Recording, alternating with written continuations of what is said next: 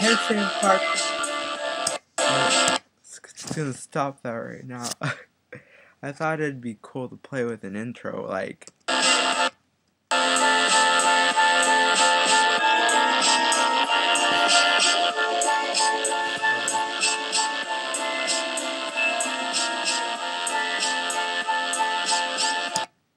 But that's enough of that, I guess. I don't know how far to stretch myself to be.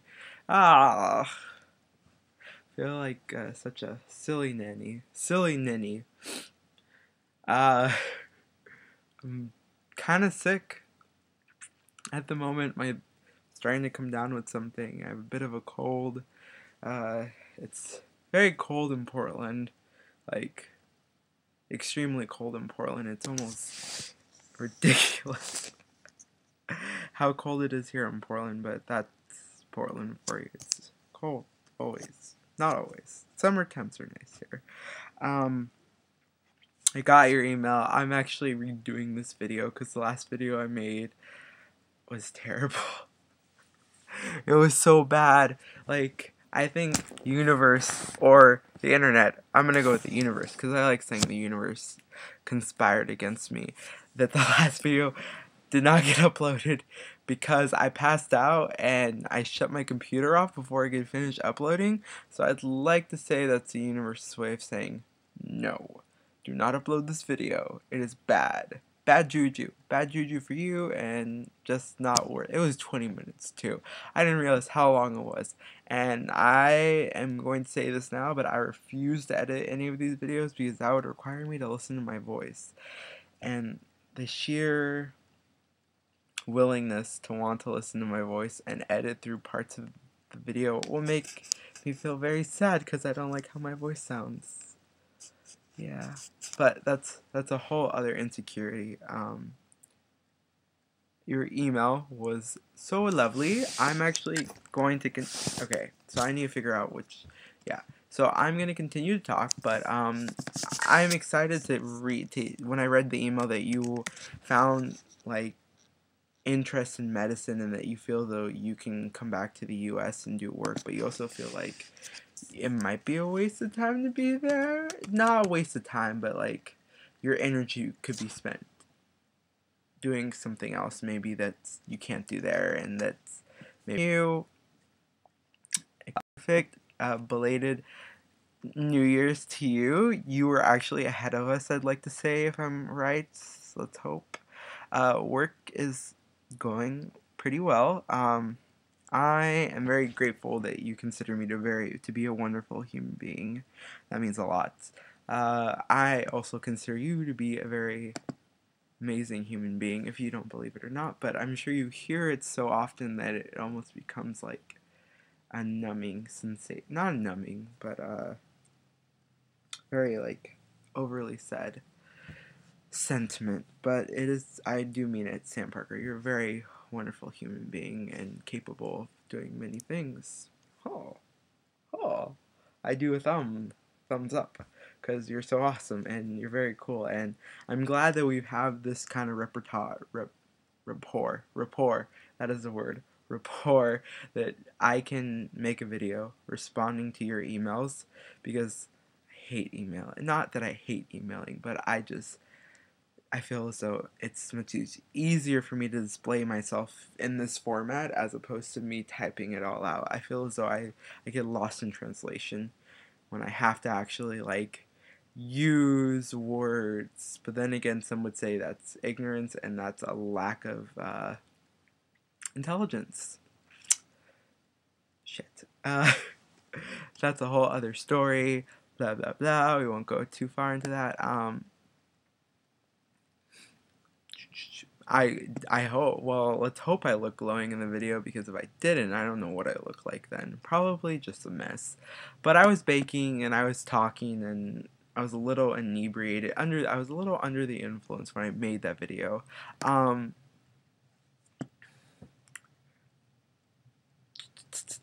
Fig trees. I love figs, by the way, if you didn't know that. Figs are kind of amazing. A study on rubber plantations and its impact on the socio-economic outcomes in the small-scale rubber farming communities. Really, I just spent a lot of time looking at trees. I feel lucky to have been here, but this work has been valuable, or I'm sorry that it's not valuable or meaningful, but I do feel you can find value in the fact that you found what is important, or like what you feel more strongly about. So you can take value in almost anything. I think if I've learned anything in my times traveling, you go with this comprehension that you're going to do one thing and you're expecting one thing, and then like it becomes something totally different, and then you're like, what the hell? And then you're just like, real, what did I do? How did I get here? And that's the point. It's not about what ends up happening. It's about how you get there and how you arrive to point B and then to point C, and then you get back to maybe point A. Point A being that it could be a circle, whatever that means, a circle. And that's actually a pretty good circle for just a finger, if you ask me. um, Going back to the email, but because I'm a silly rabbit, but you are not a silly rabbit, I'm glad that you want to explore medicine, because that is not easy, but it's also something that you can only really do if you love doing, or you honestly have a necessity, not a necessity, but there's an earnest need for you to want to look at something that is so expansive. Because medicine isn't just so controlled, it's very, I mean, ugh, I don't want to say it's not controlled, because to some degree it is controlled, but I do feel as though that you seem to have a clear idea or concept or meaning of what you want out of what it is you learn there. I mean, even if it seems like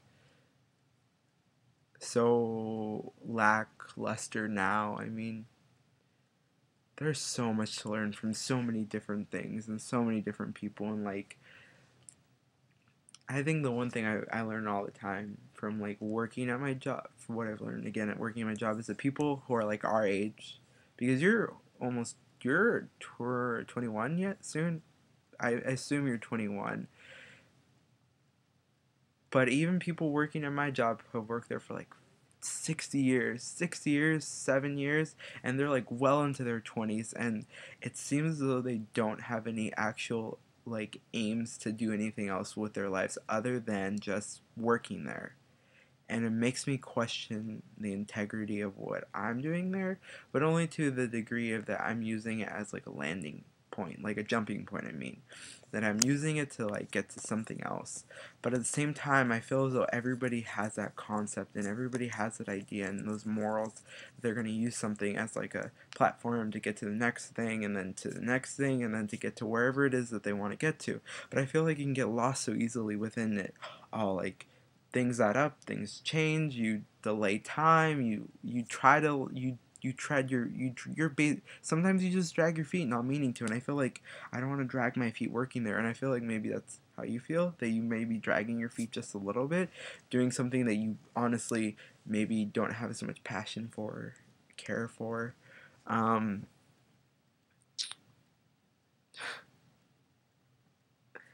that's funny that you were the only. That's okay if you got drunk. I mean, it happens. If it didn't happen, then that'd be an odd conundrum, I guess, because, well, it happens. So, but it did sound like you had fun, with the exception to the whole bout of throwing up, and yeah, I mean, that is like the big thing. You didn't throw up on anybody, so it doesn't matter. And the fact that everybody took care of me, that's good. And don't sweat the small details. Like, in all honesty, don't sweat it. I mean it. Just don't sweat it. It's kind of whatever. You went and you had fun. It sounds like you had fun on Christmas Eve, regardless of what the outcome of, a few drinks led to. But you sounds like you had a lot of fun. Um, I'll be in Portland for just a little bit longer. Yeah, just a little bit longer. So whenever you come back, you should email me. I'm sure we'll do a few more of these, and I'm sure you'll email whenever you can, because I know it's very hard to email. You're probably very, very busy. Yeah? Probably. I'm sure you'll nod your head and you'll probably laugh a little bit when I say that. You're pretty busy, huh? Right? Yeah. Yeah. Uh, hopefully you can hear me from this direction. Like, hopefully my voice is actually reverberating back into the mic. Hopefully within the next few months. If I am not here and you are here, but you are back in Boston, because I assume you're going back to school next year like you planned. So regardless, if I'll be there, so you could easily meet up with me on the East Coast. East Coast time. Bup, bup, ba, bup. Um, let's see. Going back to the email. Let's look at this one. Do do do do do do do do do do do do do do do do. Oh oh. Do do do do do. Glad you're having fun. Lots of people. Food. That's weird that you can't find black beans. That's really odd. Sorry that your kitchen is crappy. That's my answer to C. Ugh, controller food. That's hard.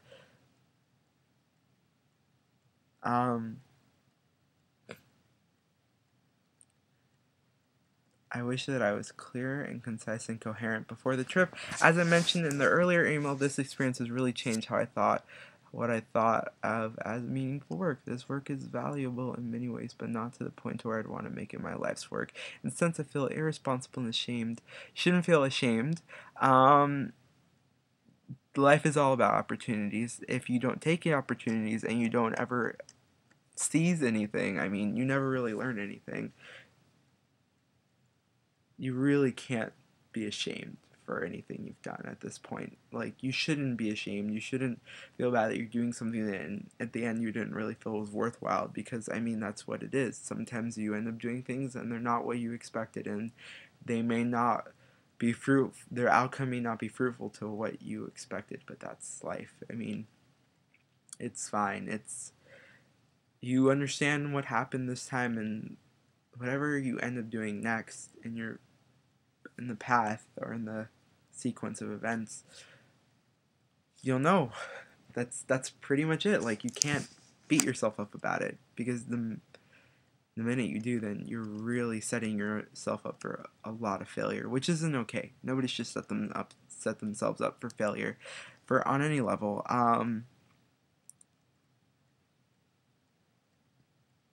And you're right. If you do, you'll need to leave China. But for now, just really indulge in the fact that you're not in America and you're somewhere different and you're learning, even if it seems a little far-fetched or out of what you want for yourself now. I actually have been having. You'll probably shake your head and be like, "Oh, I'll swallow down." Significant amount of anxiety, I guess, about departing, because that's what I do. Is I get terrible anxiety just in general with most things. Actually, I really don't know what's wrong. I just anxiety kind of explodes. It's like that game where you shoot ball. That sounds really wrong. Where it's like popping that packaging, the inside for packaging, and it just pops. It's like that. It's like my anxiety is like little pockets of air that you're just popping.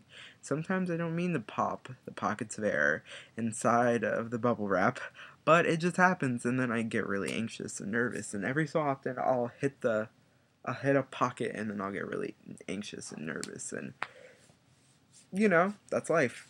Sometimes you just can't help but hit a nerve, and then that's all you've got is you hit a nerve, and you have to deal, and you have to try to fix it.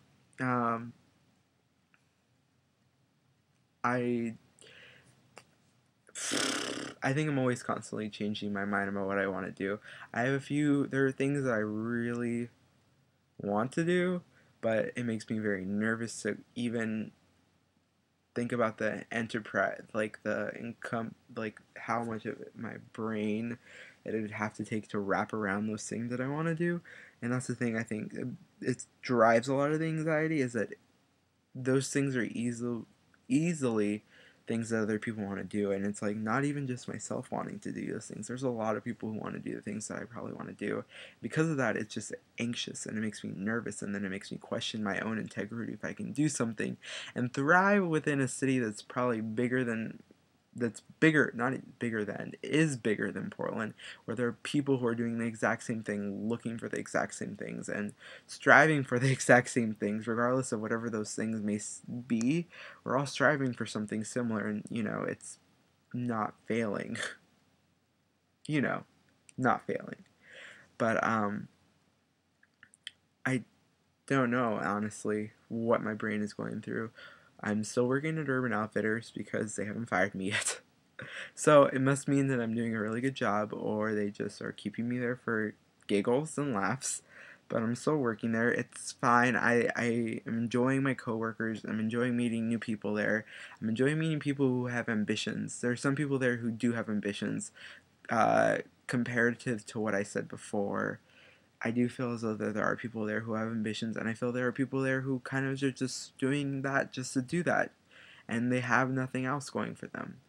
But then again, people who are doing that, that's not bad. I mean, what it means is that they had an interesting conversation with my assistant manager, and she was like, do you think it's bad that she said that I'm gonna rephrase it as best as I can, is that it's like, she said that even though she's 25, she doesn't think in the next 5 years she'll know what she'll want to do. And she asked me if that was wrong or that was bad, and I told her no, because